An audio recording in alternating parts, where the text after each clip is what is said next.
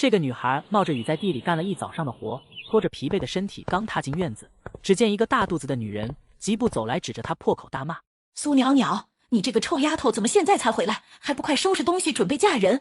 她叫刘氏，是她爹5年前新娶进来的继室，嫁来的时候还带了一个跟她一样大的女儿。苏袅袅今年刚刚及笄，一出生就是个傻的，这么多年来一直受她爹嫌弃。刘氏进门后就把这个傻妓女当奴仆使唤，冬日里不给穿，夏天里不给吃。他爹苏大海就是个老农汉，没什么本事，被这个刘氏拿捏得死死的。平日里看着自己傻女儿被欺负，屁都不敢放。前几日，成安县的李县令派人来替儿子提亲，说是要娶他这个傻女。这可惊的刘氏一晚上没睡。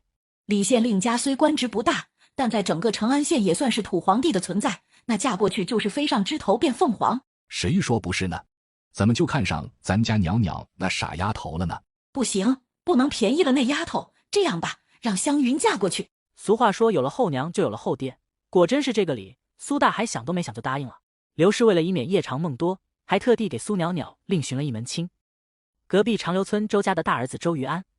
周家在长留村是有名的穷户，一个寡妇带了3个儿子，大儿子是个残的，二儿子是个瞎的，3儿子是个聋的，一家人没一个全户的。多亏了周大娘一人养全家，只不过家里因为没有男人依靠，常被邻居左右欺负，不是被占田就是被占地，眼下怕是都快没米开锅了。刘氏现在把苏袅袅嫁过去，就是摆明的想要把她往火坑里推。袅袅，你不要怪爹，你是个傻的，嫁到县令家只会白白浪费，不如嫁去周家，对你妹妹都好。他说罢，还不忘看向刘氏的肚子。算命先生说刘氏怀的是男娃，为了这个男娃，他愿意断送亲生女儿的幸福，哪怕要他女儿的命也成。好的，爹，我嫁。这还差不多，去收拾收拾，现在跟着媒婆去周家。是，娘。苏袅袅答应得如此爽快，苏大海和刘氏只当他是傻，其实他们并不知道，就在刚才他不小心在田坝上摔了一跤，醒来之后脑子就突然灵光了。他不傻了，接上集，苏袅袅摔了一跤后，脑子倒是灵光了。他收拾好东西后，跟着媒婆头也不回地离开了苏家。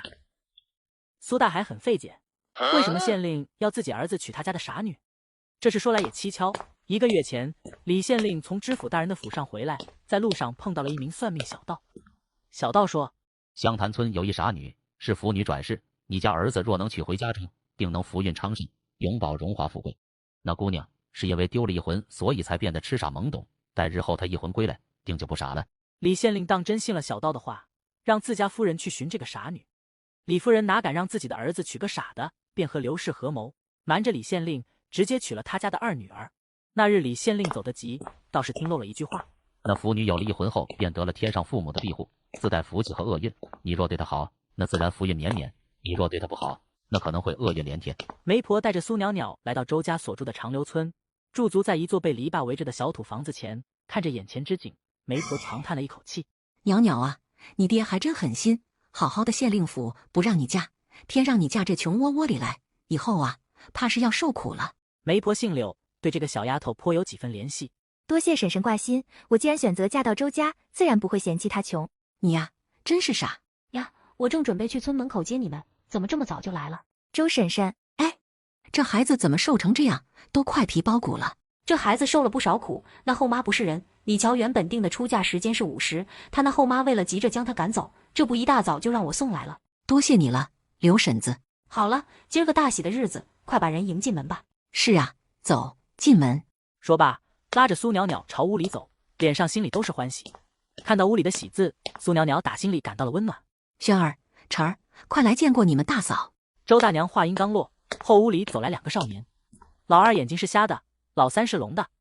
老二在老三跟前做了个打招呼的手势：“嫂嫂好。”“二弟、三弟好。”“你大哥呢？”“大哥在屋里。”轩儿和晨儿以前都是好的，不过出了一点意外，所以才变成了这般模样。什么意外？周大娘垂着眉眼，目光变得深沉，沉默良久后，然后转移话题道：“袅袅，委屈你了，这婚事实在是草率，但日后我们一定会给你加倍补回来。”“没关系的，婶婶，我不介意。”周大娘看着苏袅袅这般大方得体，心里有些诧异，这孩子不傻呀。她想一定是那刘氏为了欺负这个小丫头，故意对外传的谣言。这回周大娘像捡到宝一样高兴。袅袅，我们于安什么都好，就是腿脚不好，走不了路，不过大夫说了，他这腿还能治。于安，新娘来了。娘你先出去吧，我和新娘子有话要说。娘先去给你们做饭，你们好好聊聊。你走近一些。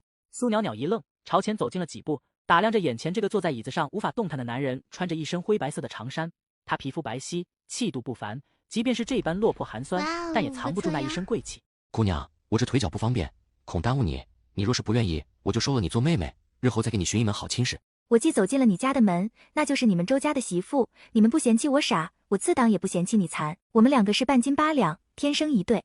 只是日后还需相公你多加担待。我刁蛮任性，胆大妄为，莫要嫌弃我。他字字清晰，言语犀利。周瑜安很惊讶。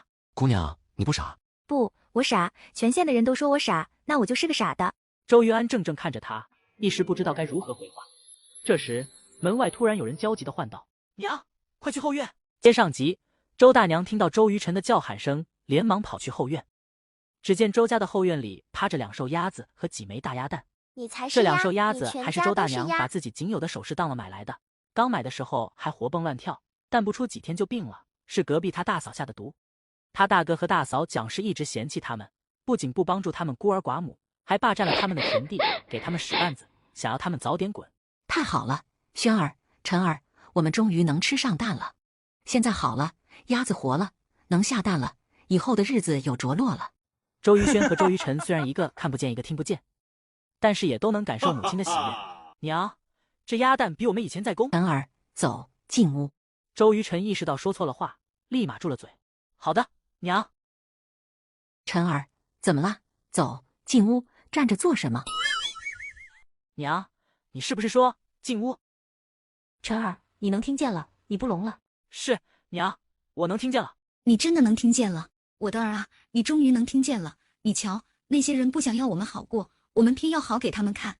周大娘一个女人，带着这3个残儿子，在村里真是受够了白眼。当初她刚来的时候，她大嫂指着周瑜晨的头骂他小聋子，笑他一辈子残废。现在好了，家里终于有个全乎人了。苏袅袅在一旁瞧着也高兴，她把鸭蛋拿进了灶房。今天虽然是大喜的日子，但周家实在是没办法拿东西宴请客人，所以亲戚一个也没来。二妹呀，你怎么娶媳妇都不叫上我和你大哥呀？这个女人就是周大娘的大嫂蒋氏，她听说周家大儿子娶了一个傻女，所以特地来看笑话。大嫂，你不是说和我们断绝关系吗？既然已经断绝了，我们还请你们作甚？我瞧啊，你是怕你们那傻儿媳妇被我们瞧见，觉得丢脸。我大儿媳妇不仅样貌俊，还很乖巧懂事，哪里丢脸了？二妹，你就别吹牛了，我可是听说了，那杜家女儿从小就是个傻的。你说她要是给你们家老大生了个儿子，会不会也是傻子？一家人瘸的瘸，瞎的瞎，聋的聋，也不差再多2个傻子，对吧？娘，二弟、三弟，饭菜做好了。袅袅，你去于安房里歇着，这些我来做。娘，我不累。这位是？她是你大舅母。大舅母好。蒋氏一直在打量她，看着她秀丽的容貌和从容的笑，整个人都惊呆了。这样的小媳妇真是10里8乡都找不到啊！她本来是爱看笑话的，这下打自己脸了。周家这是走狗屎运。蒋氏那个急惰啊，巴不得把那一盘子炒蛋给打翻。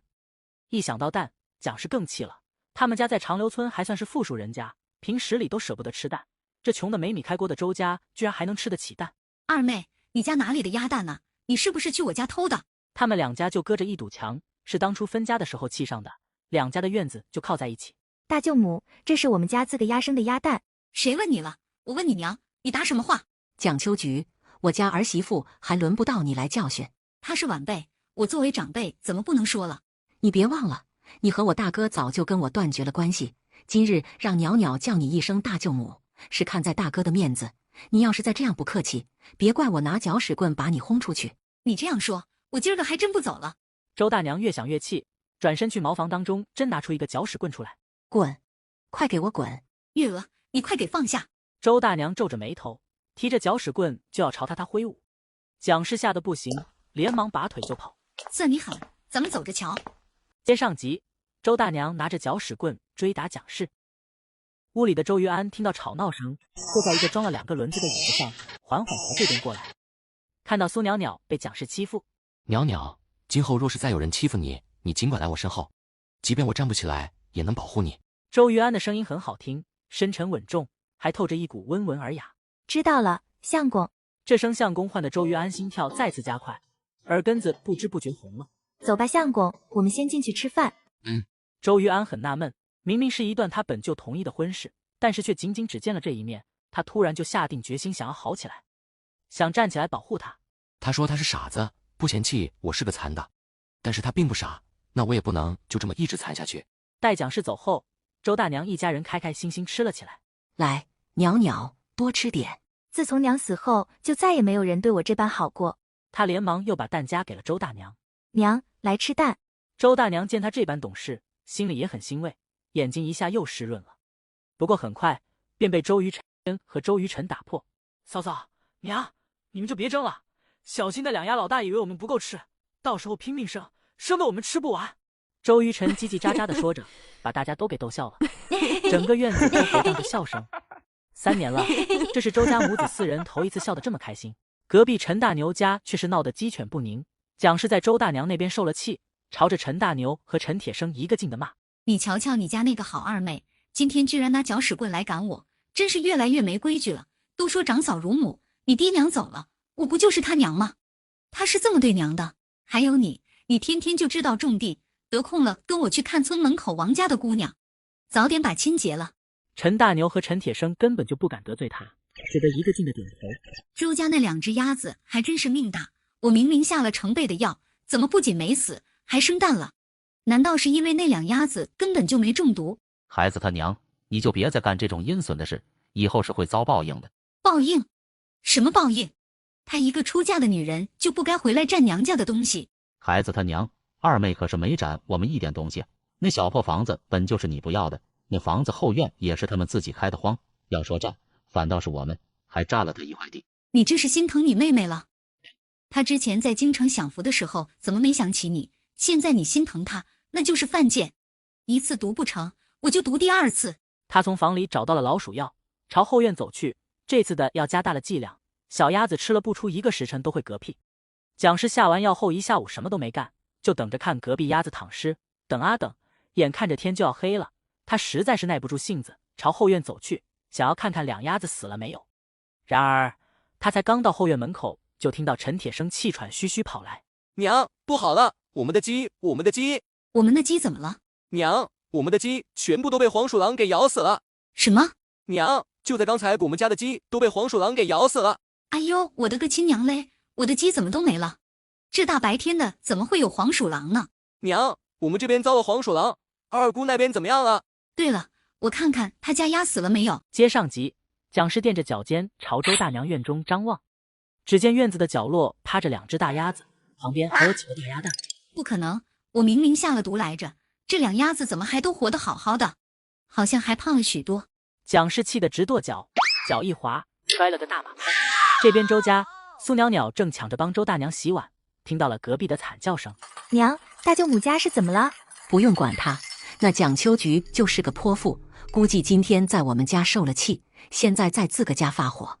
袅袅，你不用把他们那2人当长辈看，若是他们欺负你了，你尽管还回去，不用顾及我们。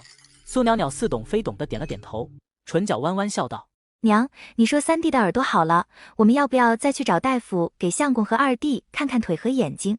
我也想给他们看大夫，只是现在我们手里没有那么多银子，现在看病吃药都得花不少银子。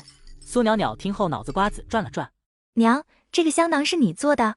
这个香包看上去平平无奇，但是仔细闻就会发现这个香包散发着茉莉花和桂花2种香味，2种香味混合，味道出奇好闻。苏袅袅刚进门那会儿就闻到了。是啊，平日里在做缝补的时候得了这么一块旧布，丢了舍不得，便从山上采了野花做成了这香囊。娘，你的手艺这般好，不如我们做些这样的香包去镇里卖。拿去镇上卖，会有人买吗？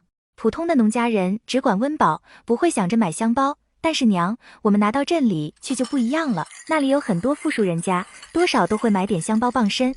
周大娘半信半疑，苏袅袅见她没手肯，也不急，笑着说：“娘，不急，我们先把咱们的地要回来，种上粮食，等有口饭吃再说。”对，没错，把地要回来。天色渐渐暗下，田坝间飘荡着少许的虫鸟声，宁静而安逸。今晚算是苏袅袅和周玉安的洞房花烛夜。袅袅，你若是不愿，就和娘睡一间。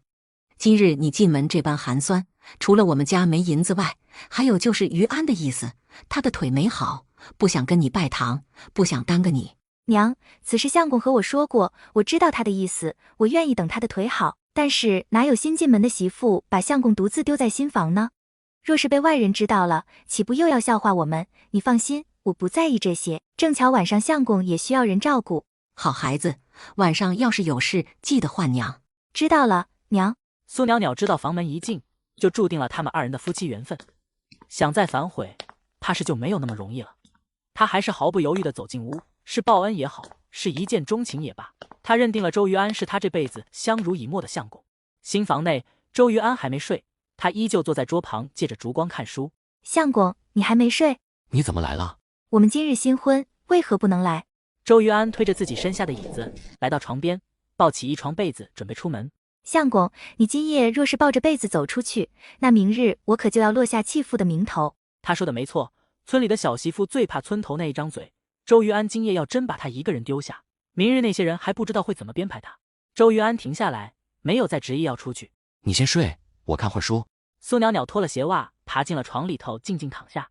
周于安一直目不转睛地看书，苏袅袅则窝在被子里偷偷看他。接上集，苏袅袅躺在床上盯着周于安看了许久，闭上眼睛沉沉睡着了。今天一天经历太多，他实在是太累了，一躺进舒服的被窝就觉得犯困。这被子软软的，比他之前在苏家睡的茅草床好多了。周于安见他没了动静，微微抬眸看向他。苏袅袅整个人窝在被子里，只露出那一张小小的圆脸。明明是一个瘦的全身只有骨头的小姑娘，脸上却看起来肉嘟嘟的，尤其是睡着的时候，就像那庙里的小娃娃，瞧着就想朝那小脸蛋咬一口。周于安看得出了神，良久之后，他连忙收回目光。夜色渐深，他渐渐也有了困意。他双手扶着桌边，一挺腰，拖着动弹不得的两只腿上了床榻。腿虽然残了，但是练就了一副好腰，平日里简单的上床下床还是能自行解决的。周于安侧头静静看着熟睡的苏袅袅，深不见底的双眸不知不觉浮现了许许柔情。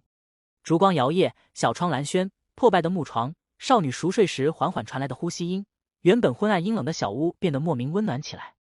周于安躺进被窝里，久久不能入睡。一日一则，周家人是被隔壁蒋氏的骂声吵醒的。苏袅袅醒来时，发现周于安已经没在屋内，她穿好衣服下床出门。娘，大舅母家是出了什么事？隔壁那蒋秋菊，昨天下午的时候，后院的鸡都被黄鼠狼给咬死了。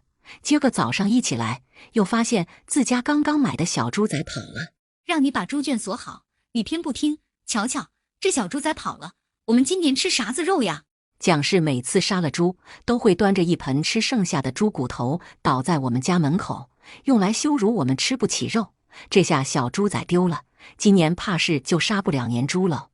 袅袅，娘做了蒸鸭蛋，你尝尝。苏袅袅看到桌上的蒸蛋，这样的吃食，她好几年都没吃过了。昨天夜里那两瘦鸭子又生了好几个鸭蛋，不仅够吃，还能够卖了。说来也是运气好，刚刚我去村西湖家借米的时候，他们家儿媳妇怀着孩子生了胎毒，想要吃鸭蛋败火，我就把我家剩下的鸭蛋都卖给他们了，得了这些铜板，然后他家还给了我们1碗米。有米有蛋有铜板，对于他们这个穷得快接不了锅的周家来说，可是大喜事。苏袅袅跟着高兴起来，端起碗吃着里面的蛋，整个鸭蛋入口即化，还有股淡淡的咸香。这时周于安回来了，他推着自己手中的椅子，缓缓朝桌边移来。大哥，你怎么出来了？你拿的什么呀？三姨母前几日送来的红薯，我拿去烤了，给。多谢相公，这红薯软软糯糯，比我吃过的所有东西都要甜。吃过早饭后，周大娘带着周于晨和苏袅袅一同去陈家要地。锦鲤女孩被迫嫁给残疾相公，本以为是火坑，不料却发生了不可思议的事。接上集，蒋氏见着周家一家人来了，也是气不打一处来。陈月娥，你们来干什么？想要看我们家的笑话吗？蒋秋菊，你家占了我们家那块地已经有2年了吧？是时候该还给我们了吧？你这是想要来找我要地？那块地是我花钱买的，我早该来要了。呸！这地是我公婆丢给我们的，谁说是你们的？周大娘早知道他会这么说，直接从怀里拿出了地契。现在这地契在我这里，要不要我们去县里见官，看看这地到底是不是我们的？我明明把地契偷走后烧掉了，怎么这会儿还有？你看看这到底是不是真的？当初那地契的确是被烧了，这张是于安按着记忆仿造的。他不仅写得一手好字，就连模仿字迹和画印章都是有模有样，到了可以以假乱真的地步。而蒋秋菊并不识字，怎么会这样？难道以前那张是假的？蒋秋菊，我们好歹也是亲戚一场，闹到见官就不好了。你们家田地比我们多，也不差这1-2块，不如就还给我们。我家里刚死了鸡，跑了小猪仔，你又来要地，你个没良心的，想从我手里拿走这块地，除非我死。说完，他转身进屋，拿了一把铁钳出来，朝周大娘挥去。都给我滚，快滚，不然小心我不客气了。还有没有王法？当街打人是想谋害人命。以前怎么没瞧出来这小聋子这么凶悍？大舅母，我现在不聋了。哎呦喂，你这个臭小子，真是越来越没规矩了，连舅母都打。舅母，你也配？你大哥，你也说句公道话，这地到底还不还？陈铁牛畏畏缩缩的朝蒋氏看了一眼，随后缩着头，一句话都不敢说。爹娘，不好了！蒋氏心一惊，最近倒霉的事太多。爹娘，我们地里出事了！地里种着稻子和菜，能出什么事？爹娘，你快跟我去看看。这是怎么一回事？娘，不如我们也去瞧瞧。好，走，我们也去看看，到底是发生了什么大事。娘，我们快跟上前。咦，不对劲，这条路不是去陈家田地的路，而是我们那块地的路，难不成是我们地里出了什么事？娘，先别急，我们先看看再说。苏袅袅跟在两人后面来到了田坝。我的老天爷呀，你这是偏要跟我过不去呀！你瞧瞧，你这都干了些什么事？只见眼前那块地里，原本种的稻子苗全部都黄了，地里种的菜也全部被虫给咬烂了，整片地里已经没有什么能吃的东西了。陈大牛跌坐在地上，呆呆地看着前方。都怪你，要不是你强占人家的地，我们会落得这样的后果吗？都说了少做坏事，你偏不信，你瞧瞧，这不就死了阴德，遭了报应？一定是你们干的，是你们害得我地里的菜和稻子都变成了这样。娘，你就别乱说了，这稻子是因为第一胎干才黄的，这菜都是因为地里虫太多才烂的，你怪人家干什么？要怪你怪你自己，平日里让你来地里帮忙，你偏不来，要是你帮着饮水，帮着除虫，能变成这样子吗？蒋氏虽然无理取闹又爱撒泼，但他儿子还是个明事理的。你瞧瞧，这块地稻子和菜都死了，晦气得很，不如还给二妹吧，我们自个回去把自个的地种好。他们长留村的人多少都有信鬼神的说法，昨儿个还好好的地，今儿个就出了问题，指不定底下有什么邪祟。不给，这地我就算是烂在这里，也不给便宜你二妹。走，回去。爹娘，二妹，这块地你们想要就拿走吧。那好，大哥可要说话算数，不要再让大嫂来闹，不然我们可能真的要对簿公堂。放心，我丢不起这个脸。你快放开我，这块地不能给他们，不能。你还有完没完？蒋氏平日里在家霸道惯了，难得被陈大牛这么一吼，当真害怕起来，连忙闭上嘴，没有再说话，只得跟着陈大牛乖乖回家。接上集，周大娘终于要回了自己的地。太好了，我们终于有自个的地了。娘，这地里的稻苗和烂菜该怎么办？这些菜都烂了，全是虫，我们只得把这些稻苗和菜都给拔了，再把地翻翻，重新种上。娘，三弟，你们先别急，让我瞧瞧。苏袅袅蹲下身，伸手摸了摸地里的庄稼。娘，别急，这些还有救。有救？是的，这些稻苗和菜都只是病了，适当用点药，应该能有所好转。苏袅袅以前在苏家的时候，就经常跟着娘在菜地里琢磨这些，所以多少学了点东西。行，我现在手里还有些铜板，等下就去县里买点药，顺便买点大米和种子。一家人重新回到家中，将这件事告诉了周瑜安和周瑜轩。家里还有些菜种子，种子先不买了。娘，要不你今天就不去县里了，我们现在先把这些种子种上。去，当然得去，不买种子也要买点米和药。袅袅，你就留在家里，我和晨儿去。娘，你路上小心一些。我们长留村靠着成安县近，走路不要半个时辰就到了。你和于安、于轩在家等着，我和晨儿很快就会回来。知道了，娘。午时，苏袅袅来到灶房，准备做午饭。周瑜安推着轮椅进来，他没有说话，动作熟练地拿了2块大一点的木头往灶孔里推了推，灶子里有了大木头，火势也稳了。锅里的红薯粥开始冒起热烟，苏袅袅连忙拿起大勺子在锅里搅了搅，一大片白烟冒了出来。很快粥面开始滚起泡泡，两个人全程一句话都没说，却配合得相当默契。待他们三人吃过午饭后，周大娘带着周于晨回来了。20多个铜板不多，周大娘买了一些米和药。晨儿，把买来的药拿给大嫂看看，是不是这个？好嘞。我也不知道这药买的对不对，你看看。没错，就是这个。那我们快去地里撒药，看看那些庄稼还能不能活。周于晨自从耳朵好了之后，干什么都是劲。一行人很快收拾好东西去地里。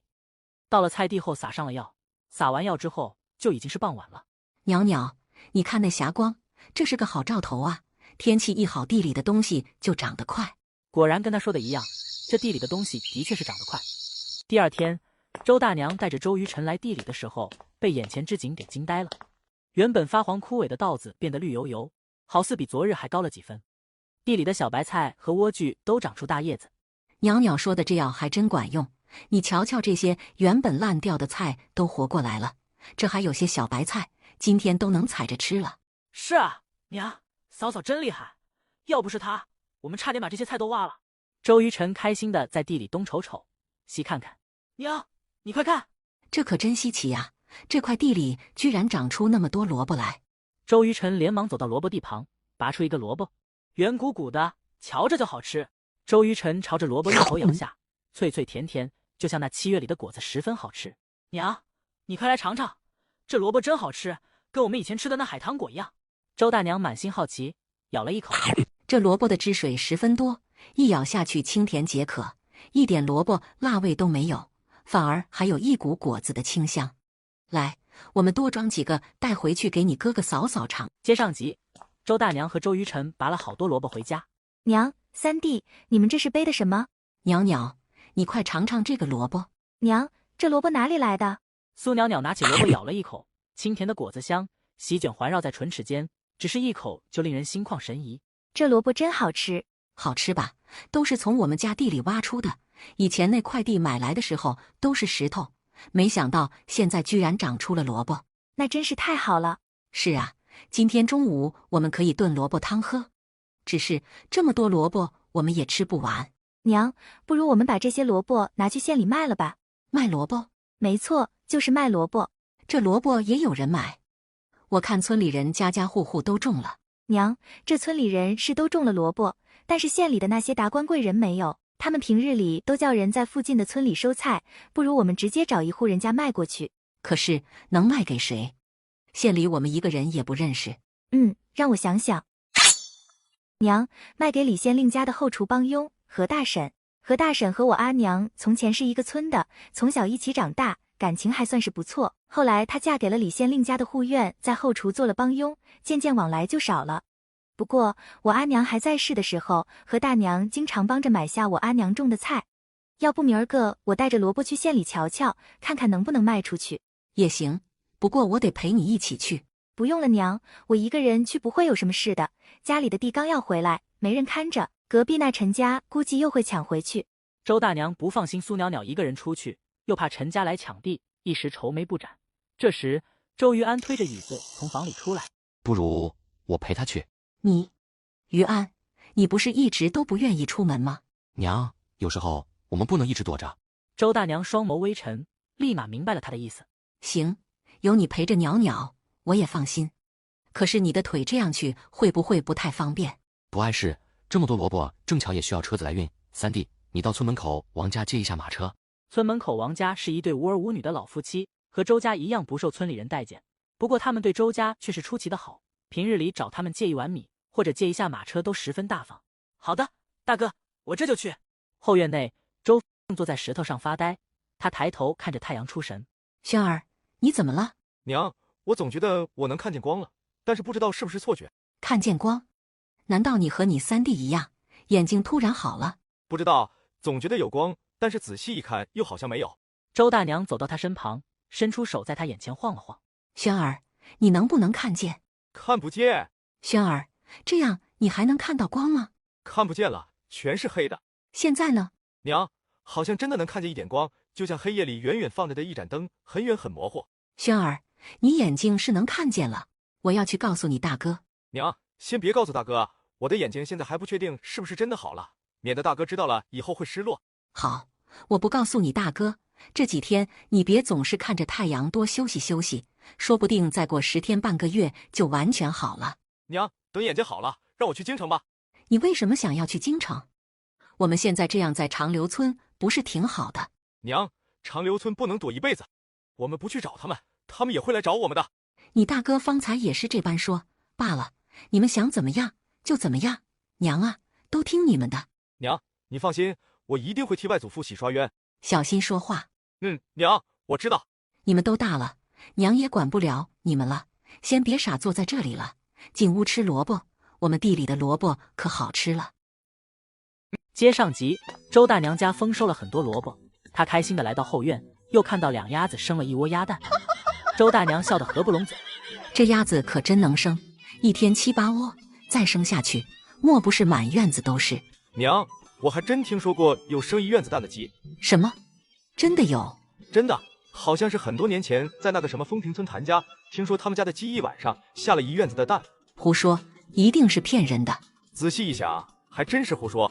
他们的谈话被不远处的苏袅袅听到了，她也只当是笑话，但是不知为何，她总觉得有些耳熟，到底是在哪里听过呢？仔细一想，又想不起来。一家人收拾好萝卜后，周大娘将挑了几颗个头大一点的萝卜切了丝，就着煮好的鸭蛋，煮了一大锅的萝卜丝鸭蛋汤。那汤十分鲜美，苏袅袅平日里胃口不算大，但是这次吃了3大碗。周大娘见着她吃得香，心里也高兴。等以后日子好了，我再给你们多做几个菜。多谢娘。你这孩子，谢什么谢，都是一家人。娘，还有糕点，你做的糕点最好吃了。好，到时候娘把你喜欢吃的糕点全做出来，让你一次性吃个够。娘真好。苏袅袅在一旁看着羡慕不已。她有时候在想，要是自己的娘也能在自己身边就好了。很奇怪，她这般想时，脑海里竟然晃过了一段她从未见过的画面。她牵着一位女子喊娘，那女子长得极美，就像仙女下凡一样。她自个愣了一下，她什么时候有过这样一位娘？苏袅袅摇摇头，继续喝了一口碗里的汤。她圆圆的小脸因为喝了热汤变得红彤彤的，甚是可爱。周玉安目光不知不觉看向她，顿时红了脸。她好像对眼前这个小丫头有了不一样的情感。吃过晚饭后，苏袅袅拖着略显疲劳的身体回到了房内，看到周玉安坐在床前盯着自己，许是因为太过紧张，她一个踉跄没站稳，直接摔了一跤。这一摔，不偏不倚摔到了周玉安的怀里。你怎么样了？苏袅袅发觉自己失礼了，连忙坐起身准备起来。谁知道这时周居然搂住了她的腰。相公你……苏袅袅吓了一跳，虽然她已经做好了和周玉安同房的准备，但是她腿现在还残着，能行吗？然而令她意想不到的是，周玉安竟然直接把她放在床上，力气很大。她躺在床上那一刻突然明白，看来不是相公不行，是相公现在还不想。你先歇歇，我还出去看一会儿书。她不想，定是有自己的顾虑。周玉安来到了院子里，借着院子的月光看书。与其是看书，不如说是静心。屋外阵阵冷风吹在他滚烫的脸上，令他逐渐冷静下来。他靠着椅子，看着天上挂着的明月，摸了摸无法动弹的腿，脸色平静许多。这一晚注定又是一个无眠夜。翌日，苏袅袅和周玉安二人带着每人将一车的萝卜带进成安县。成安县虽然地处偏远，但是却十分繁荣，里面的商贩是应有尽有，大街小巷都是客人的样子，一眼看去都是随风飘着的商户旗子，以及林林而来的车马和川流不息的行人。他们将马车赶到了老家的后门。相公，你先在这守着萝卜，我去问问。苏袅袅看到门口有人，便走上前。你们是来送菜的？是的，不知何大婶可否出来接菜？他知道平日里卖菜给李县令家的人都是这样送菜，所以特地钻了空子，让何大婶出来一趟。好的，我这就唤他过来。没过多久，何大娘出来了。她见着苏袅袅的时候愣了一下。你是袅袅吧？是啊，婶婶。自从你娘走后，就很少见你了。进来可好？回婶婶的话，我现在嫁人了。何大婶一听说她嫁人，突然想到了什么。我听说你继妹她嫁给了我们大少爷。是啊，她现在可还好？也不知道是好还是不好。她嫁进来当天，老爷和夫人大吵了一架，2个人都不待见她。而我们大少爷呢，素来就是个花花肠子。他点到为止，没有再继续说下去。苏袅袅对此事并不意外，当初他和娘来县里送菜时，就无意间听说过县令家少爷是个纨绔子弟。好与不好，也都是他自己选的。婶婶，你们府上还需不需要萝卜？我们家的萝卜可好吃了。萝卜，真是巧了。我们家老爷最近正想吃萝卜，你们家萝卜甜不甜？周玉安从马车里探出半个头，递给了他一个削好的萝卜。何大婶见着周玉安惊呆了，愣是许久没有回神。婶婶，这位后生长得可真俊俏，我在这10里8乡还是头一次瞧见。接上集，苏袅袅和周玉安来到县里卖萝卜。何大婶拿着萝卜咬了一口，袅袅啊，你家这萝卜真好吃。婶婶，要不买点去府上？行，正巧夫人刚给了我买萝卜的钱，你拿来的萝卜我全要了。真的？当然是真的。你呀，人老实本分，这萝卜又好吃，我为什么不买？何大婶许久没有见过他了，见着他没以前那般痴傻，只以为以前那是老实不太爱说话。来，拿着。谢谢婶婶。苏袅袅跟何大婶告辞后准备回家。袅袅，我们要不要买点东西回去？好呀，正巧给家里买点米和油。二人驾着马车去了附近的米店，买了10斤米和1斤油。等他们再回村的时候，天已经黑了。从成安县到长留村有一段是山路，马车走起来有些晃晃悠悠。袅袅，你没事吧？相公，我没事。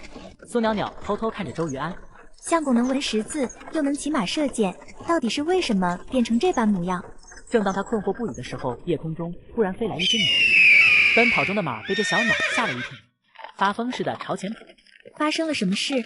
相公，马受惊了。马儿继续朝前跑，周玉安用力地拽着缰绳，无力的双脚令他越来越吃力。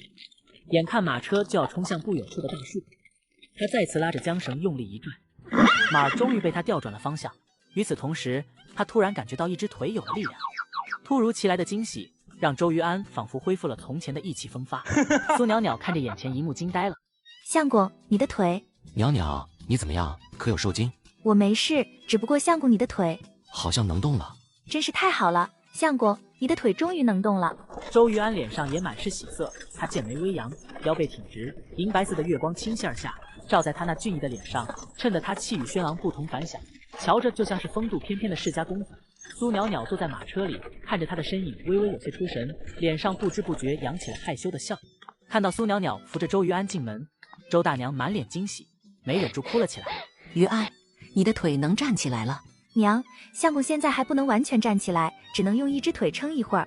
没关系，现在能站起来，说明以后一定能像以前一样站起来。我们可以慢慢练。娘说的没错，相公，以后我帮你一起练。辛苦娘子了。这还是他头一次唤他娘子。苏袅袅听着心里十分开心。娘，我们今天卖了萝卜，得了120文，我们用这些铜板买了10斤米和1斤油回来了。这萝卜能卖这么多铜板？借个运气好，何大婶喜欢吃我们家的萝卜，就全买下了。周大娘已经很久没有见过这么多米和油了，再加上刚才因为周玉安的事情，现在激动的腿脚发软。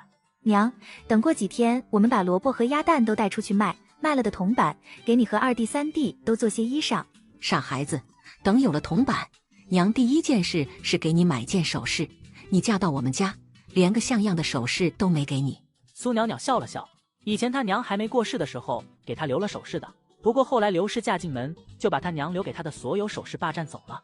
娘，没关系，以后这些东西都会有的。屋外的天黑漆漆，村里的人都睡下了。周玉安今晚依旧在外面看书，苏袅袅躺在床上，直到沉沉睡去都没见他。接上集，今天是苏袅袅回门的日子。相公，今日去我家，你不必忌惮我爹，还有我继母。从我出嫁那一刻开始，他们早就和我再无关系。今日回去不是看望他们二老，而是要拿回属于你的东西。什么东西？你娘留给你的东西。相公是怎么知道的？柳媒婆说的，她说你家继母很毒，一定扣了你不少嫁妆。我想你娘留给你的东西，应该对你来说都很重要，不能平白让给别人。马车缓缓驶动，花香四溢的春风轻轻拂过他们二人的脸颊，看着路过的葱葱绿叶和步入眼帘的3月桃花，涌动的心变得宁静，宁静的有种相伴到老的岁月。长留村离着苏袅袅家的湘潭村走路虽远一些，但坐着马车很快就到了。苏袅袅和周玉安下车后，看见院门外已经停了一辆马车，那马车跟他们的马车不同，富丽堂皇，一看就是大户人家。如果没猜错的话，是他的继妹刘香云跟李县令家的大公子回来了。苏袅袅扶着周玉安，能感觉到他每走一步都非常吃力。相公，要不要还是让我找个椅子给你坐？无事，我没问题。苏袅袅看着他如此模样，心里知道他是为了不让他在继妹和继母跟前丢脸，才执意站着。哟，袅袅啊，你也来了。苏袅袅扶着周玉安走上前，直接越过他，朝屋里走去。苏袅袅，你没看到你娘在这里？我娘在地里埋着，并未在这屋子里。奇怪，以前那个傻丫头怎么突然变得这么伶牙俐齿了？苏袅袅，你可看清楚了，我嫁给你爹，我就是你娘。你这是嫁人之后就变得没有规矩了呀？你和我爹一无媒，二无聘，小小妾室怎能称得上我娘？哟，真是长进了呀，还知道什么叫妾室。我告诉你，我现在是苏家的主人，也就是你娘，你不叫也得叫姨娘。那姨娘都是大户人家称呼小妾用的。刘氏听着愤怒不已，提起手就要朝苏袅袅的脸打去。苏袅袅眉头一皱，连忙朝后躲去，这一巴掌直接被落空。刘氏不甘心，还想上前去打。周玉安一个箭步冲上前，将苏袅袅护在身后。刘夫人，袅袅既已嫁到了我们周家，那便是我周家的人，你有什么资格动手？你们苏家若是再如此，小心我去官府告你欺凌妓女。苏袅袅感受着她从来没有过的怒火，没想到周玉安发起火来这般吓人，那身上传来的压迫感令人不知不觉的腿软。你们在干什么？湘云，快让你相公给我做主，这周家小子竟敢凶他的丈母娘。刘湘云转身看到周玉安这般俊俏，惊得目瞪口呆，原本想骂人的话憋了回去。娘子，你在干什么？李家大公子见着苏袅袅盯着他的脸看着，也是惊呆了。这位仙姑是谁呀？贤婿，这位是我们家的那个傻女儿苏袅袅。这哪是什么傻女儿，这是天仙下凡啊！一旁刘氏和刘湘云听到这话脸都绿了。相公，她就是个穷乡僻野里的傻丫头，哪里是什么天仙下凡？你这女人怎么能这么说话？她好歹也是你姐姐。相公，你是我相公，怎么能帮着她说话？李大公子此时突然想到了当初成婚之时，他爹跟他说过，原本是想要他娶苏家的傻女，只不过被他娘换成了傻女的妹妹。现在他看了看刘湘云，又看了看苏袅袅，心里越来越火。他这是放着天仙没有娶了个其貌不扬的泼妇啊！我怎么不能帮她说话了？要不是你和你娘做个，她现在就是我娘子。这话一出，刘氏和刘湘云脸色变得更加。接上集，苏袅袅和周玉安来到苏家，这时苏大海回来了，今儿个女婿们回门，他特地买了好酒好肉。李大公子好。我说岳丈，你什么眼力见？我才是李大公子。不可能，绝对不可能！苏大海一惊，连忙慌慌张张改口道：贤婿好。岳丈，你眼睛真不好，怎么把那穷酸小子认成了我？贤婿，我老眼昏花糊涂了，你别见怪。他将目光重新落到了周玉安身上，依旧是难以置信。没想到周家那残废儿子居然长得如此周正。你就是周家的大儿子。见过岳丈。你的腿不是残了吗？岳丈，我的腿的确残了，不过近来好了许多，能勉强站起。原来不仅是个穷酸小子，还是个瘸子。我说大姨子莫不是要守活寡？我家相公如何，你自是体会不到，就不劳烦妹夫操心了。我看啊，他就是个废物。李大公子这么清楚，难不成有什么断袖之癖，一眼就能看出我家相公是废物？李大公子咬着牙，气发抖，直接从椅子上摔了下来。你贤婿莫要生气，都是一家人。说罢，还不忘朝苏袅袅瞪了一眼。爹，我娘临死之前是不是给我留了一对银耳饰和一对珠钗？怎么回事？她以前傻傻的，对我一直都是言听计从，但是今儿个看起来完全不一样。没有啊，你娘死之前什么也没给你留。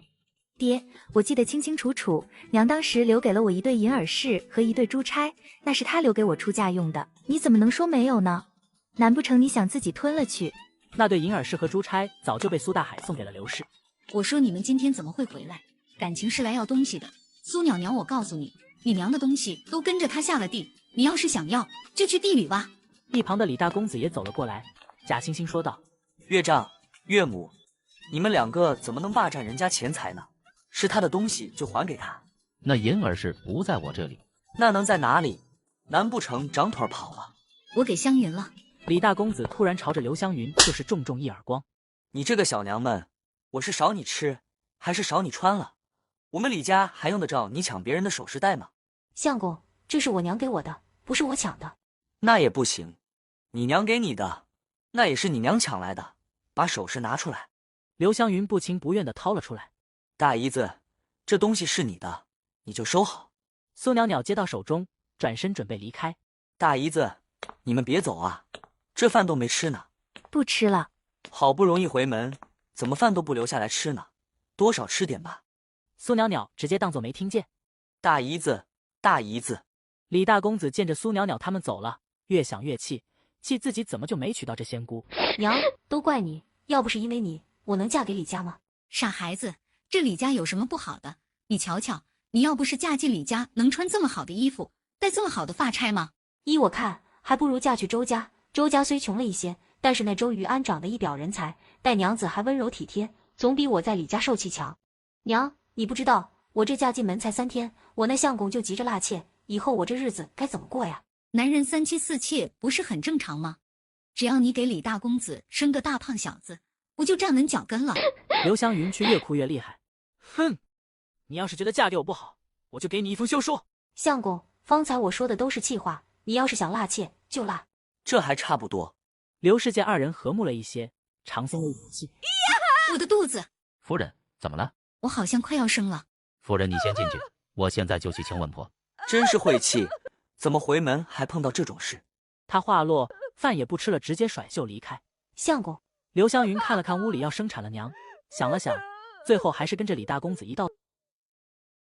接上集，刘氏要生了。等苏大海带着稳婆来的时候，他已经疼得晕了过去。半个时辰之后，刘氏产下了孩子。天煞的，你们这是造的什么孽？生下了这样一个孩子。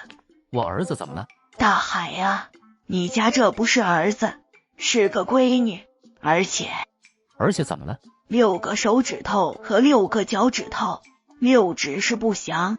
这孩子不仅手是6指，脚也是6指，是不祥中的不祥。当初你跟我的时候就说会给我生儿子，你瞧瞧看看你生的什么东西，亏我这么多年待你不薄，你居然是这样报答我的。不，这不是我的孩子，我的孩子明明是个带爸的，这臭丫头不是我的。刘氏将刚刚出生来的娃娃丢到一旁，一眼也不愿看。是你肚子里出来东西，就是你的，难不成你还想丢了？大夫明明都说是个男娃，怎么就变成了女娃呢？一定是老天爷弄错了。苏大海原本就是为了他肚子里的孩子才对他多般纵容，他现在也不再给刘氏情面了。这娃你要是不养，我送去给我大姐养着。你抱走就是。你也别在床上干躺着，快起来干活。你这个没良心的，没见到我才刚刚生完孩子吗？我这月子都还没做。生个女娃娃还有什么好月子要做？别给我偷懒，地里的菜要收了。苏大海，你当时娶我进门的时候可不是这样的。当初是你非缠着我要进门的，现在嫌弃我了，晚了。苏大海抱着孩子气呼呼地走了出去，他准备把孩子送去他大姐家。苏大海的大姐叫苏大梅，住在长留村，出嫁多年一直都没有孩子，她一直对苏袅袅都十分照顾。这次苏袅袅出嫁，苏大海特地没跟她说，免得她来捣乱。苏袅袅和周瑜安在午饭之前赶回了家。怎么，你那继母又欺负你了？连个饭都不留你们吃？不是她不留我们吃饭，是她做的饭我们不愿吃。袅袅，日后你莫要再怕你那歹毒的继母，她若是再欺负你，我拿那搅屎棍打得她哭爹喊娘。还有你那爹，他不疼你，我疼你。走，我们吃饭去。一家人坐在一起吃饭，闲聊着。三弟，你的耳朵完全好了？是的，不仅完全好了，我发现比以前听得更清楚。那就好。三弟日后有何打算？先把家里的地种好，然后我想去陈州。去陈州干什么？去军中任职。去军中任职，那可是要行军打仗。你以为你还是从前那个？娘，从军是好事，说不定三弟能在军中能谋一个官职回来。我这还不是怕他去了就再也回不来了。娘，不会的，我这次去陈州会先去找林校尉，有他在，一定不会只安排我做个小兵。林校尉？周大娘眼神中有些慌乱，连忙解释，那是我在京城认识的一位朋友，早年去陈州当小兵，后来立了功做了校尉。娘，若是军中有人照应，那不是更好？三弟年纪也不小，能出去历练也不错，总比一直困在这山里好。三弟机灵又能干，一定会有出息的。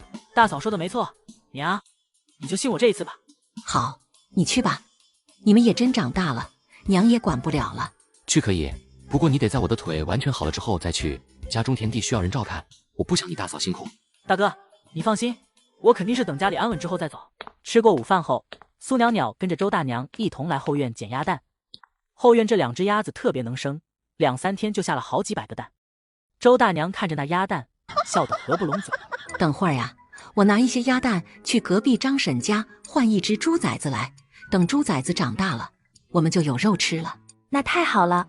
另外，等我们地里的庄稼熟了，我们就不用去买米了。等有闲钱了，我们把房子也修一修。是啊，这房子的确要修了，只是卖萝卜和卖鸭蛋，一时也很难赚到更多的银子。娘，你不是会制香吗？我有一个赚钱的法子。什么法子？娘，我们可以去成安县和青州府卖熏香，那里有很多达官贵人，他们平日里每天都会用上熏香。这真的行吗？娘，别急，我们可以先去县里试试，若是卖不好就不卖了。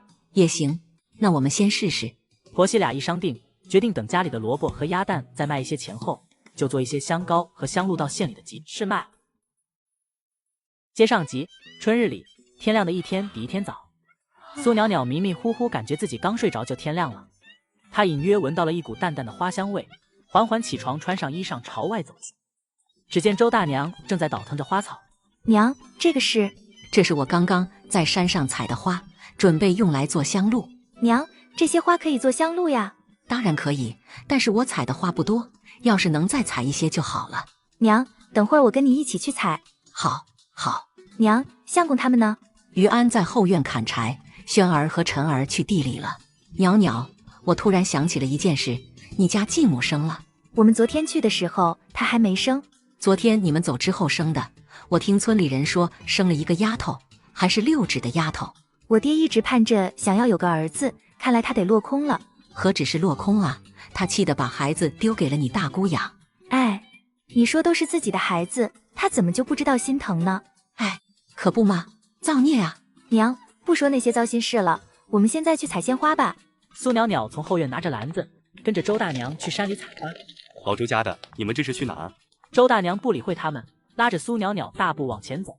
此人姓孟，是村里有名的乡绅，良田数10亩，还有一座大宅子。这孟大爷心心念念想要纳周大娘做妾，周大娘从来没有想过给人做妾。孟婶子知道后，搅得周大娘家鸡犬不宁，因此周家得罪了孟婶子，还得罪了孟大爷。他们两夫妻闲来无事，就经常给周家使绊子，这也导致周家在长留村里日子难过。不就是长了一副好脸皮吗？还不是个寡妇，有什么好得意的？这二人路过周家的地时，突然停了下来。老爷子，我听陈家那口子说，他们把这块地还给周家了。瞧，这小寡妇还挺能种地的。我听陈家那口子说，他们地里的菜都生了虫烂了，这不长得好好的吗？这菜还真是长得好，比我们家地里的都长得壮。这都是他们运气好，买了这块好地。老陈家估计还不知道这事儿，他们要是知道这刚送出去的地就长出了这坨粮食，那还不得跟周家闹。我们这就去告诉老陈家那两口子。好，我们现在就去。二人连忙上了马车，朝陈家赶。陈大牛和蒋氏知道这事，的确是愣住了。老孟家的，你们说的是真的吗？孟大爷和孟婶子一同点了点头。当初我让你不要把地还回去，你偏要还，现在好了，我们种的粮食直接拱手让给他们。孟大爷和孟婶子见这话已经传到，立马离开了这儿。凭什么就这么白白让给他们？陈大牛，我跟你说这事没完，我要去地里看看。等等，我跟你一起去。来到了周家的地里，他俩都惊呆了。那绿油油的一片长得可真旺盛，这可是大丰收啊！陈大牛，你快看，这些庄稼长得多好！陈月娥，我们不好过，你们也别想好过。你这是干啥？你拔庄稼做什么？你这个没用的东西，活该受穷！人家都快爬到你头上来了，你不知道啊？我看你们拿什么吃？饿死你这个没良心的！我看你拿什么吃？饿死你！对于农家人来说，这田地里的庄稼可是保命的家伙。这一番折腾之后，整个田地和菜地都被蒋氏一个人给毁了。陈大牛终于看不下去了，够了，我们快点回家就好了。你催魂了，催！然而就在这时，蒋氏听见了异样的声音。蛇！那蛇朝着蒋氏的胳膊一口咬去。蛇！他一边甩着手，一边痛苦呻吟着。那毒蛇死死咬着他手臂不放，仿佛要把那一块肉都咬下来。陈大牛吓得不敢上前帮忙，拼命朝后退着。等他再一抬头时，被眼前的景象给惊呆了。原本拔掉的菜全都重新长了出来，完好无损的昂着头，甚至比刚才还要茂盛许多。臭婆娘，你快看！快来救我！你快点看看地里。蒋氏强忍着痛，眯着眼睛朝前方看去。这是怎么回事？怎么都好好的，鬼，有鬼呀！啊，有鬼！他提着那只还被蛇咬着不放的手臂冲回来。接上集，蒋氏拖着那条毒蛇朝村子跑去。蛇呀！鬼呀！救命！屋里的陈铁生听着自己亲娘的叫唤声，连忙跑出来看。娘，你怎么了？蒋氏猛地摔倒在地上，口吐白沫，抽搐起来。那条蛇松开了紧咬着的手臂，灰溜溜的逃走了。娘，你怎么了？娘！蒋氏翻着白眼，抽搐着身子，一句话也说不出来。你娘被蛇咬了，快去请大夫！陈铁生立马跑去找许大夫。许大夫是个乡野大夫，平日里靠着上山打猎为生，会治疗一些跌打损伤，所以很多村民来找他看病。大夫，你快瞧瞧我娘，她给蛇咬了。蛇？被什么蛇咬了？一条透明三角头的蛇。不得了啊，这蛇毒得很。许大夫立马给蒋氏看伤口，把药淋在伤口上。蒋氏痛得直呼呼。一番操作之后，许大夫长叹一口气：“你们怎么好好的被蛇咬了？”爹，娘是怎么被蛇咬的？陈大牛整个人还沉浸在刚才的惊恐当中，双目失神，半天都没答上话。老陈是在菜地里。菜地里？那难怪了，山上一直有这样的蛇，不过这蛇不多，你们运气不好，偏偏碰上了。怕呀，命虽然保住了，但是这只手估计是废了。手废了？什么意思？不，我可以帮他解，但是那蛇咬断了他手上的筋脉，这筋脉一断，自然是动不了了。大夫，没有其他的办法了吗？这可是右手啊，要是废了以后该咋办呢？这蛇很毒，再晚些估计已经没命了。你想想，跟丢命相比，损失一只手又算得了什么？那菜地不仅有蛇，还有鬼。我们明明把菜拔了，一转眼那菜又长出来了。许大夫和陈铁生听着一惊，一同朝他看去。鬼，一定是鬼！你爹啊，估计是被那毒蛇吓着了。我给他开一些凝神的药，你拿回去煎给他喝。多谢许大夫。此时，苏袅袅跟着周大娘在山上穿过一片树林，在树林的尽头发现了一片花海。娘，你快来，这里好多鲜花。这是蔷薇花，这蔷薇怎么现在就开花了？蔷薇花一般是5月初夏才开，现在还是3月初春，未免也太奇怪了。娘，许是今年春日里暖和，所以花开的比平常要早。也对，长留村地处偏南，比较暖和，现在花开也不奇怪。婆媳二人不一会儿就采满了一大篮子，满载而归的回家。刚进家门，隔壁王婶子就过来找周大娘说闲话。哟，周妹子呀，你是没瞧见陈家那口子，也就是你嫂子，手都快被蛇咬断了，脸白的跟个鬼一样。她呀彻底跟我们家闹翻了，不是我家嫂子了。早该这样了，以后她求着你，你也甭理她。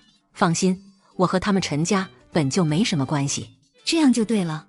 二人聊了一会儿后，周大娘进屋开始算着家里的积蓄。这2天家里的鸭蛋卖了一些铜板，大概有300文左右。这些钱买粮食买不了，完全是够用。不过要用来做香露还是少了许多，要买做香露用的大锅炉，还有用来装香露的瓶子。看着他愁眉苦脸的样子，苏袅袅走到他身旁。娘，要不我把我的珠钗拿去当了，等赚了银子再赎回来。不行，珠钗是你娘留给你的东西，你不能当。娘，钱财本就乃身外之物，我娘当初留下这些东西给我，就是想着万一我哪天快要饿死的时候，用来换银子，用来帮我渡过一关。我想现在正是渡这一关的时候，等我们做的香露赚了银子，就再也不用担心饿肚子了。不行，我知道你娘是好心，但我们周家再怎么穷都不能用儿媳的嫁妆。把这个当了吧。相公，你平日最宝贝这支笔。这支笔是由兔毫和象牙所制，虽是破旧了一些，但是拿去当应该也能当一些银子。于安，这笔你从小就带在身边，就像命根子一样宝贵着，怎么能就这么当了？这笔周于安一直留在身边，除了是因为从小就带在身边的情分之外，还代表着他对自己身份最后的固执。他相信自己早晚有一天能重新回到那个地方一样。既然你想通了，那娘就试试，看看这支笔能当多少银子。等有钱了，咱们就赎回来。娘，我去当，明天我拿到县里去当。苏袅袅知道自己相公心里是舍不得这支笔的，如果让周大娘去，那一定是当定了。但是如果是他，就还有一线希望。接上集，第2天清晨，苏袅袅来到县里的当铺。掌柜的，你看看这支笔能当多少银子？掌柜接过笔，摇了摇头。这笔当不了多少银子。大概多少？ 50文。50文，我这可是象牙做的笔，再怎么样也不至于是50文吧？苏袅袅转身准备离开。100文怎么样？苏袅袅依旧摇头。500文怎么样？当不当？小姑娘，做人不能太贪心，只能500文，再多就不行了。不当了，不当了。他话落，抱住笔转身跑出了当铺。说来也巧，他一出门就遇到了在李县令家做帮厨的何大婶。袅袅，你怎么在这里？婶婶，我今天来县里替我相公买一点东西。袅袅呀，你家那萝卜还有没有啊？家里还有。婶婶，你还想要买萝卜吗？是啊，我上次买了你家的萝卜，李县令和李夫人非常喜欢吃，还让我做了一些送到了方家。方家那老爷子也很喜欢吃你家的萝卜，这不托我再买点。方家是成安县有名的富商，早年在京城做生意，后来赚了不少银子，就把家中的产业交给了自己的儿子，带着夫人回乡养老。真的？那方老爷想要多少萝卜？就跟上次一样，那么多就行了，免得买多了放在家里坏掉，日后他们若是还要我再找你买。好，那我现在就回去给你摘萝卜来。也行，我就在李府后院等你。何大婶掏出一串铜钱。袅袅，这些你先拿着，算是那萝卜的定金，剩下的等你送到府上之后，我再给你。多谢婶婶。他接了银子，跟何大婶告别之后，驾着马车立马朝家中赶去。周大娘见着他回来了，连忙迎上前。袅袅，大概当了多少银子？苏袅袅拿出了一串铜钱。呀，有100文啊。这时，周于安推着椅子缓缓从屋里出来。袅袅，累了吧？快去歇歇。相公，我不累，你看这是什么？苏袅袅扬了扬手中的笔。周于安一怔，突然伸手一把将他拥入了怀中。你没把笔当了呀，傻丫头。相公，我知道这笔对你很重要，我舍不得当，我们好好留着，将来说不定有其他的用处。我们好好留着，谢谢你，娘子。相公，夫妻之间不言谢，走吧，我们先进屋。周大娘见着他们进来了，将手中的铜板摊开，一脸困惑问道：袅袅，这里足足有100文呀，这是从哪里来的？娘，是何大婶，上次我们不是卖了一些萝卜给李县令家吗？李县令很喜欢吃我们的萝卜，所以还想再买一些，就付了一些定金给我，让我们再送一些过去。这是好事啊，我这就带着晨儿一起去地里拔萝卜。娘，我跟你们一道去。行，我这就去拿背篓。地里的农活太重，你让3弟和2弟去就行了。没关系的，相公，一家人就不要分你我。3弟耳朵刚刚才好，2弟的眼睛还在恢复中，他们也不宜太过辛苦，我能帮他们忙也好。那我跟你一起去。可是，相公你的脚……周于安连忙站起来走了几步。你看，我的腿能走了。的确是能走了，不过依旧还是有些吃力。周于安是个非常有韧劲的人，即便走着吃力，他面上却是一副从容的模样。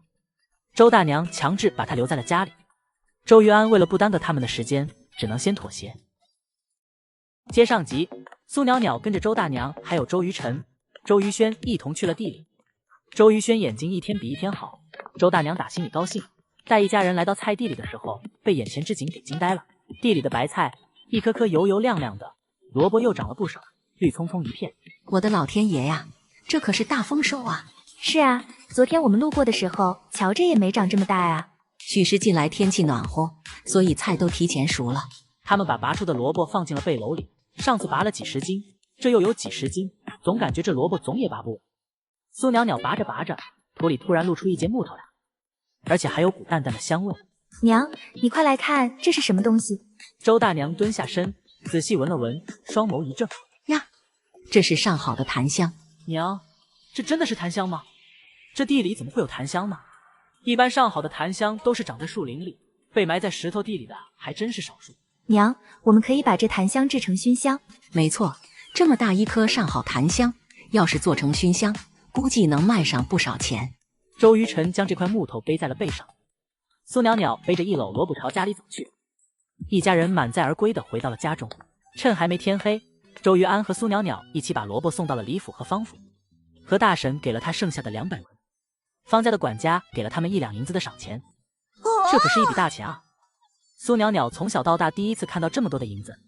他们2人拿了这些铜板和银子，除了买了制作香露用的锅炉之外，还买了一些米和油以及一些布料，然后驱车回家。回到家后，苏袅袅把买来的布料拿到周大娘屋里，看到周大娘脸上的泪痕。娘，你怎么了？我以为我和于安他们就这么完了，但是看着这些檀香和蔷薇花，我知道我们的路没绝。苏袅袅看着他如此模样，沉思片刻后，终于问出了自己一直想问的问题。娘，你和相公以前是京城的大户人家吗？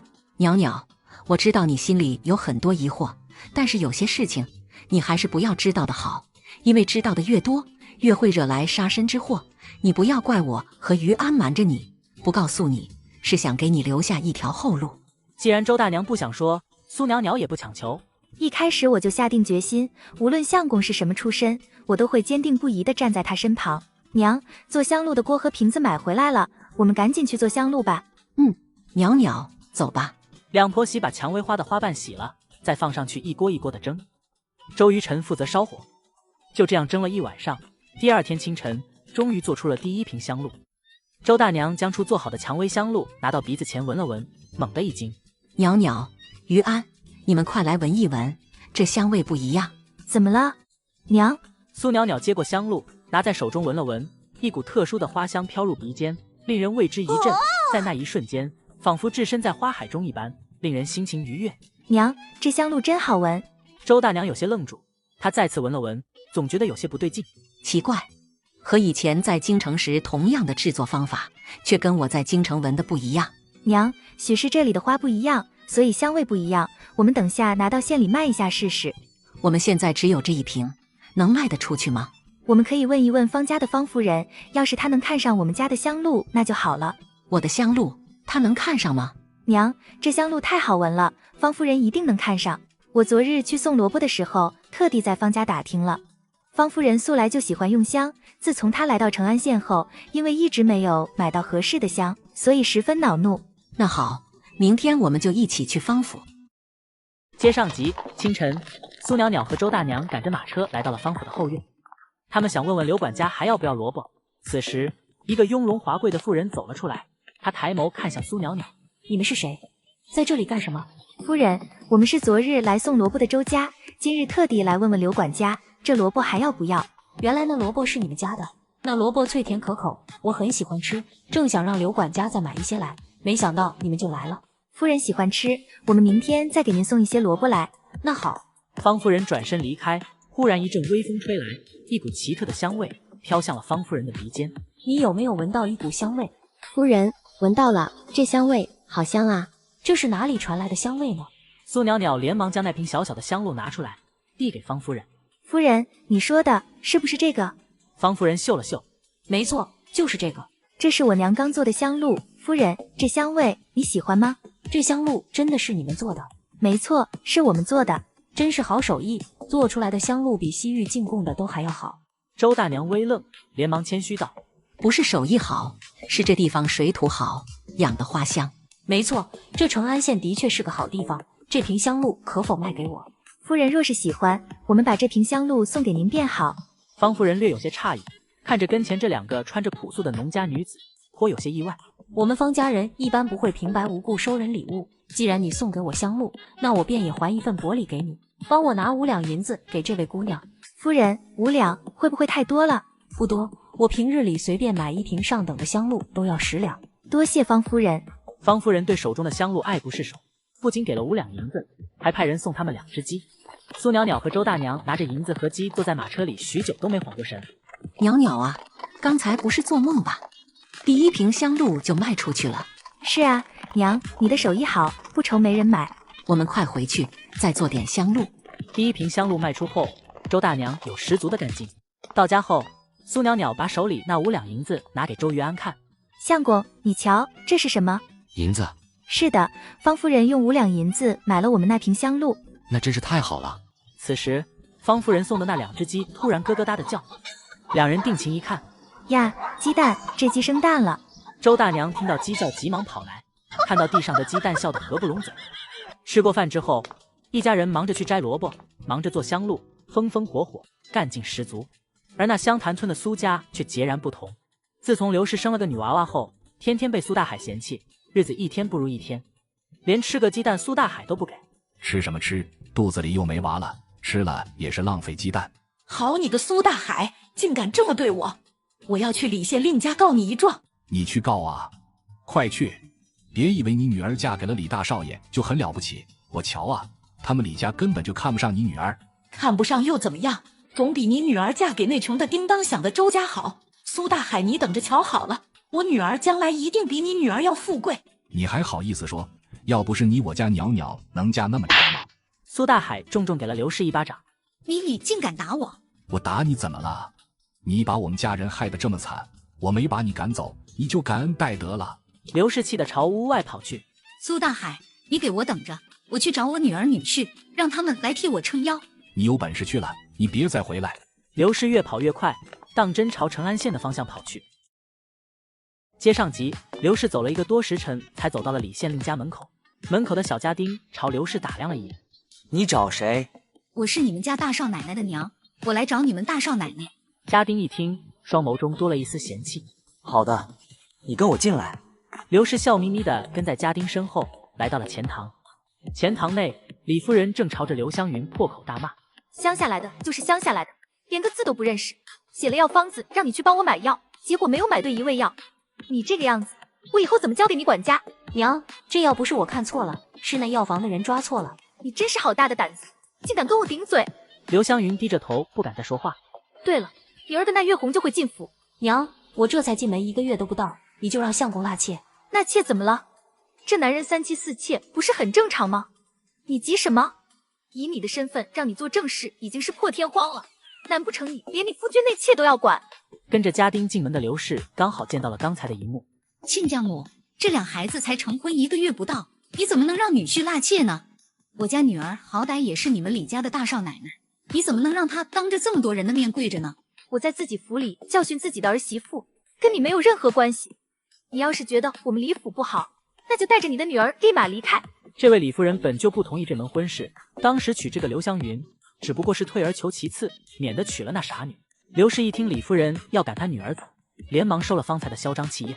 亲家母，我们家湘云素来懂事，她若是有什么做的不对的地方，我亲自来教她。行，你今天就好好教一教她怎么做人家媳妇。说完，头也不回的离开了。刘湘云把刘氏带到了自己房里。刘氏见到女儿的房间时，惊呆了，女儿居然住在下人的房间。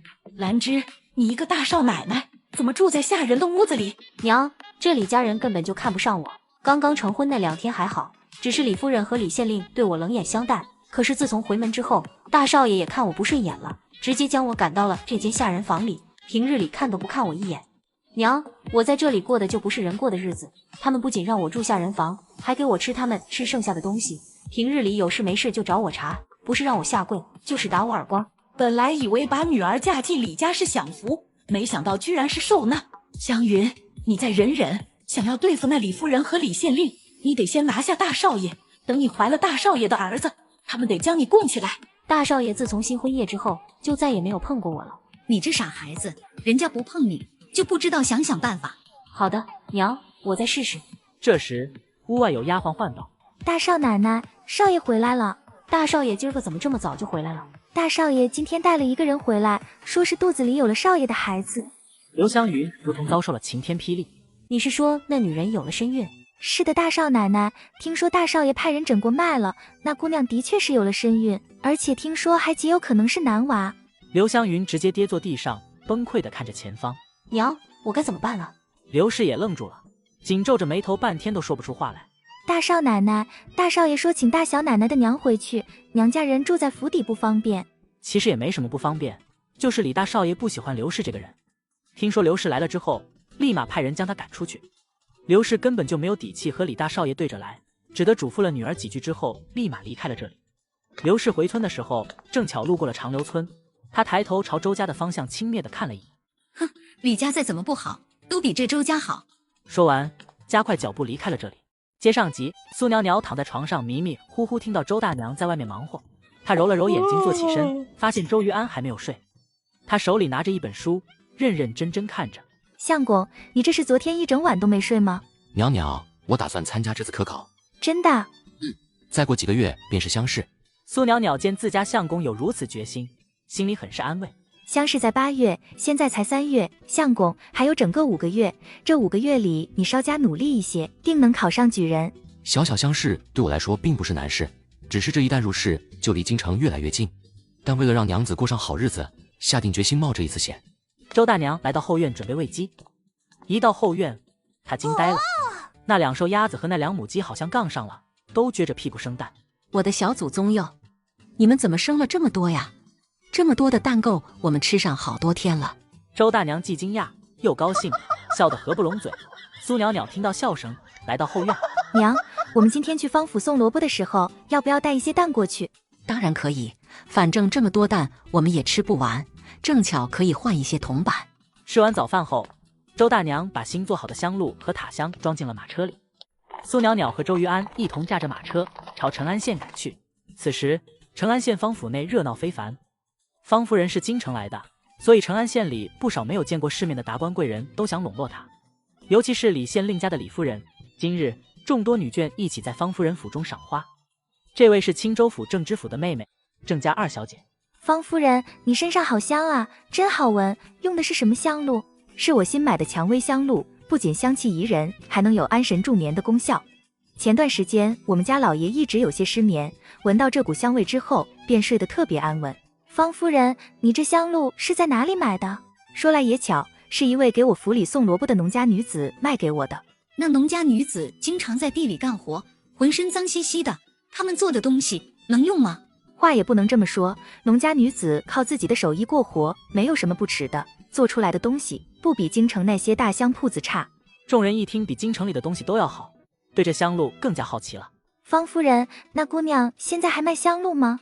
我家大哥近来也总是失眠，我想买一些送给他。郑2小姐口中的大哥就是赫赫有名的郑知府。今日他们还要来给我们家送萝卜，等他们来的时候，我帮你问问。多谢方夫人。其他几位夫人跟着一同附和着也要买，只有一旁的李夫人一脸嫌弃。苏袅袅和周玉安来到方府。苏袅袅和周玉安来到方家后院。姑娘，你们先等等，我们家夫人找你有事。好的，多谢刘管家。刘管家转身进了院，没过多久，方夫人便带着一众女眷来了。夫人，我们的萝卜送来了。姑娘，你上次卖给我的香露还有没有？正巧我娘又做了6瓶，夫人，你还要买吗？不是我要买，是他们要买。是的，姑娘，我们想买你的香露。夫人，我们的香露都在这里了。姑娘，你这香露卖多少银子1瓶呢？苏袅袅听罢，在心中犹豫着。这些夫人毕竟都是大户人家，若是价格开太高就会得罪他们，若是价格开太低，自己就亏了。我在姑娘手里用10两银子买的，那自然卖给你们也是10两。苏袅袅一惊，她明明是5两银子卖给方夫人的，现在方夫人说10两，看来是特地为了帮她抬高了价格。10两啊！在座的夫人，你看着我，我看着你，一时都拿不定主意。这价格确实是贵。你们若是嫌贵，那便让这姑娘回去吧。是啊，夫人们，你们若是不想买，那我便先回去了，我还要赶着把我们家的鸡蛋鸭蛋给卖了。说完转身准备离开。你等等，姑娘，拿1瓶香露给我。夫人，请拿好。姑娘，这香露的确很香，可否再卖给我1瓶？其他的夫人们见状立马急了。2小姐，这总共也才5瓶，你买走了1瓶，就不要跟我们抢了。没错，剩下4瓶，我们正好1人1瓶。李夫人说的没错，既然这样，就1人1瓶吧。你说呢，姑娘？当然可以。夫人们，这里还有我娘刚做好的檀木塔香，你们若是喜欢，可以拿一些回去。诸位夫人，这些塔香是由上等的檀香木所制，还特地加了一些我们的独门秘方，不仅可以增香，可以使人心情愉悦、凝神安神的之外，还有养生之效，能够运行气血，令人容光焕发。夫人们不懂香，只以为她是在自卖自夸，但方夫人懂，她拿起一个檀木塔香。上等的檀香木，我来瞧瞧。这塔香做工十分细腻，香味比一般的檀香更加浓郁，品质的确是在上乘。有了方夫人的夸，其他几位夫人立马又有了兴致。这些就当送给夫人们的，夫人们若是喜欢，下次再找我来买。那好，我们先拿着试试。苏袅袅也送了些给方夫人。方才你说你还有鸡蛋鸭蛋要拿去卖，这天色也不早了，不如把这些蛋都卖给我，也免得你再去奔波。多谢夫人。苏袅袅连忙转身朝周玉安唤道：相公，把蛋搬下来。周玉安听到他的唤声，立马把马车里那一篓子的鸡蛋和鸭蛋搬下来。方夫人让丫鬟拿出150文递给苏袅袅。多谢方夫人。苏袅袅收好银子，朝他们告辞，坐上马车踏上回家的路。姑娘，你还没说家在哪儿？若是我还想要跟你买香露，要哪里找你？长留村周家，你若是想找我们，直接到村门口打听就行。行，姑娘慢走。这姑娘和她相公模样都很出众。长留村周家是一个什么样的人家？我听刘管家说，这姑娘姓苏，以前家住在湘潭村，后来嫁给了这周家。我还听说这姑娘以前一直都有点傻，不过现在看来，那只不过是谣言。啥？湘潭村苏家？难不成这姑娘就是我儿子差点娶进门的苏家傻女？这姑娘看着伶牙俐齿，十分机灵，怎么可能会是傻的呢？家里那个刘湘云跟她比还真是差远了，一定是刘氏故意从中作梗。哼！这么一想，李夫人对刘氏和刘湘云的怨恨更深了。苏袅袅坐在马车上，想着刚才发生的一切，感觉就像做梦一样。相公，有了这些银子，我们可以把家里的房子修一修了。行，得空了，我再让娘给你做身新衣裳。苏袅袅满脸幸福地看着周瑜安，脸上满是幸福的笑。接上集，苏袅袅和周瑜安回到家后，一家人围在一起数银子。周大娘看着那一锭一锭的银子，两眼泛光。方夫人还真是个好人，要不是有她，我们这香露还不一定能卖出去。是啊，方夫人不愧是见过世面的人。不过最重要的还是要谢谢你，袅袅。谢我干什么？这些香露都是娘你做的，要是没有你的手艺，方夫人也不一定会喜欢。当然要谢，不是你，我也没想到可以做香露。一旁周家三兄弟瞧着他们婆媳二人互相吹捧，纷纷笑了。第二天一早，周大娘拿着银子在隔壁村里买了些猪肉和布料，她要给苏袅袅做一身新衣裳。周大娘的手很巧，做的衣服非常合身，苏袅袅穿上后，白皙的小脸比平时更显气色。她很喜欢这身新衣裳，在院子里一连走了好几圈。周大娘看到她开心的样子，很是欣慰。中午，周家传出阵阵肉香，隔壁陈大牛闻到肉香，诧异不已。蒋秋菊，你有没有闻到一股肉香？我闻到了，这是哪家在吃肉啊？咱村里平常能吃得起肉的不多。蒋秋菊闻着肉香味，馋得口水都要流下来。这些天她的手残了，在家里也没吃上什么好东西，估计是村里那孟家在吃肉。爹娘，是隔壁二姑家在吃肉。他家能吃上肉了？是啊，我看二姑家日子是越来越好了。估计你二姑攀上男人了，不然他怎么能吃上肉？够了，你敢凶我？陈大牛自从上次被地里的菜吓到之后，整个人就像变了一般，不再唯唯诺诺。你要是嫌弃饭不好吃，就给我滚！陈大牛，你疯了！你再说一遍。蒋秋菊是个欺软怕硬的主，见着陈铁牛恐怖的眼神，立马咬牙乖乖坐下来，不敢再说话。他闻着隔壁的肉香味，看着自己桌子上的一片狼藉，那心啊痛得跟针扎一样，难受的不行，全然忘记了以前自家吃肉埋汰隔壁周家的时候。此时周家来了一位客人。苏姑娘在家吗？苏袅袅闻声来到院子，只见是方府的刘管家。刘管家，你怎么来了？有一件大喜事要跟姑娘说。什么大喜事？刘管家好。周大娘，你家有喜事了。我们家老爷非常喜欢姑娘卖的香露，所以想跟姑娘来做一笔生意，一笔稳赚不赔的生意。是什么样的生意？我们老爷瞧中了你们的手艺，想要请你们去我们方家做熏香。我们方家开一个铺面，只卖你们的熏香，然后每个月给你们工钱，你们觉得如何？工钱1个月50两。1个月50两的工钱确实不少，可为什么我觉得不对劲呢？刘管家，这样怕是不妥。为何不妥？方老爷既然提出想要我们的手艺，那一定是诚心想要做熏香生意。不过我们周家也不是傻子，1个月的工钱只能抵得上几瓶上好的香露，我们为何不自己做来卖呢？我知道你肯定要说我们周家没有铺子，没有客源，生意一定做不起来，所以我现在有个两全的办法。什么办法？方老爷为我们周家提供铺面和客源，我们周家提供做好的熏香，每个月赚的银子2-8分，你们2，我们8。刘管家听着一怔，没想到这农家人还有这样的脑子。行，我把你的意思跟我们老爷转达，看我们老爷如何说。若是方老爷不同意也没关系，我们周家不强求。你这个后生还真是厉害啊！于安，你刚才什么意思？什么2，什么8？娘，相公的意思就是跟方家合伙做生意，赚的银子他们2，我们8，谁也别想占谁的便宜，这样比他们只给工钱好多了。不仅能把我们周家的生意做大，还能每个月都拿到80%的盈利。好事啊，这样一来，这生意我们都不用亲自出面。不过还不知道方老爷会不会同意。我们等信儿吧。方老爷那边得知这个消息之后，并没有生气，也没有跟周家压价，而是一口答应。好，就听他们的，我们提供铺面和货源，跟他们2-8分。老爷真的要同意吗？我们也不差这熏香生意啊。周家那上乘的檀香，我还是10多年前在宫里闻到过。宫里？没错，我记得当今皇上喜香。若是我们能把这熏香生意做到京城，再做到皇城，成为皇商，那就不一样。但是这香真的能卖到京城去吗？以我的人脉，当然能。这笔生意无论跟他们周家是多少分，都是稳赚不赔，不用担心。过去啊，我记得陆家的打夫人最会制香了，可惜死得早。是那个被抄家的陆家。方老爷没有回话，不过即便他没说，刘管家也知道，就是那个陆家。整个玄月国只有皇后娘娘的母家最会制香。3天后，刘管家带着好消息再次来到了周家。苏姑娘，老爷是把成安县西南街的那间铺子给你们，然后还会给你们安排一个伙计。至于什么时候开店，就看你们什么时候把香露做好。行，刘掌柜的，不过在此之前，可否让我们先看看铺子？当然可以，你们今儿个若是有空，就可以随我们去。那好，我和我相公现在就随你一同去看看。3人趁着时辰还早，赶去了成安县的店铺。方老爷给他们的铺子的确是个好地方。刘管家，我想除了方老爷的伙计之外，我们周家也想派1名伙计来。当然可以，毕竟是我们2家做生意，各派1个伙计正好。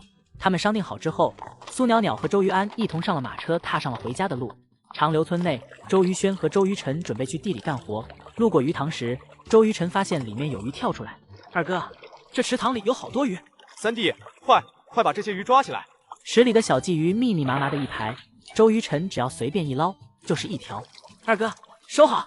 活蹦乱跳的鱼一个个被丢上了岸。周于晨在池水抓得可欢了，他一抓一个准，不一会儿就抓了10几条鲫鱼。二哥，我们快回去把这鱼煮了吧。周于轩和周于晨准备往家走，由于周于轩眼睛没好，看东西总是模模糊糊的，一不小心掉进了鱼塘里。二哥，你没事吧？周于轩在水里扑腾了几下后，脸上露出了一抹笑容。三弟，我眼睛能看见了，我眼睛好了。太好了，二哥，快，我们快回去把这个好消息告诉娘。2人兴奋地回到了家。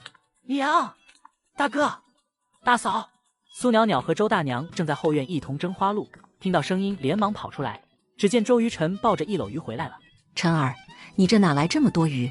我们在菜地旁的池塘里捞的。那池塘里有这么多的鱼呀？是啊，娘，有好多小鲫鱼。真是太好了，娘等下煮鱼汤给你们喝。娘，还有一件大喜事。什么大喜事？二哥，你快进来。娘，我的眼睛完全好了。周大娘一愣，全都能看清了。是的，娘，不仅全都看清了，而且比以前看的还更清楚、更远。太好了，轩儿，3年了，你的眼睛终于好了。这些年多谢娘还有大哥三弟照顾，不然我的眼睛也不会好得这么快。这有什么？一家人互相照顾是应该的。周于轩侧头朝一旁的苏袅袅看去，这是他头一次看清楚自己的嫂子。也谢谢大嫂，多谢大嫂不嫌弃。好了就好。二弟，你眼睛好了，有个差事，不知道你愿不愿意做？什么差事？我们家不是和方家一同开那个熏香铺子吗？我想让你去那铺子里当掌柜。真的？谢谢大嫂，我愿意去。